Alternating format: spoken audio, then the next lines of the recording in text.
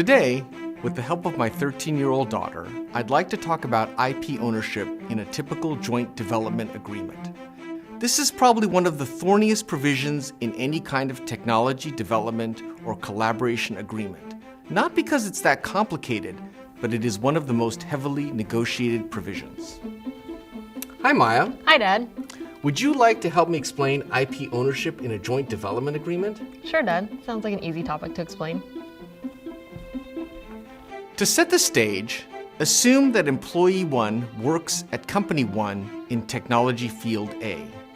In addition, employee 2 works at company 2 and is working in technology field B. Suppose company 1 and company 2 decide to enter into a joint development agreement. How should IP ownership be divided? The first possibility is for any invention, whether it is invented solely by employee 1, solely by employee 2, or jointly by employee 1 and employee 2, to be jointly owned by company 1 and company 2. This is a good solution because it is easy to implement, but most companies feel it is unfair for everything to be jointly owned. The second possibility is for any invention to be owned by company 1 if it relates to field A, or company 2 if it relates to field B. While this is a very good theoretical approach, the problem is that it is very hard to define what exactly falls into field A and what falls into field B. The third possibility is called what's mine is mine, what's yours is yours, and what's ours is ours.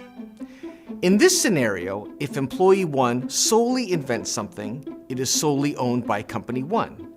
If employee 2 invents something, it is solely owned by company 2. If employee 1 and employee 2 jointly invent something, it is then jointly owned by company 1 and company 2.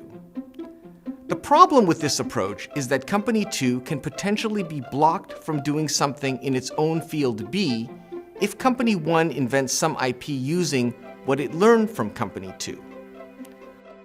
So to solve this problem, company 1 will exclusively license its rights back to company 2 in field B, and company 2 will exclusively license its rights back to company 1 in field A. And that is how IP ownership is typically structured in joint development agreements. Thanks for your help, Maya. You're welcome, Dad. Your job seems pretty simple. Oh, really? Yeah.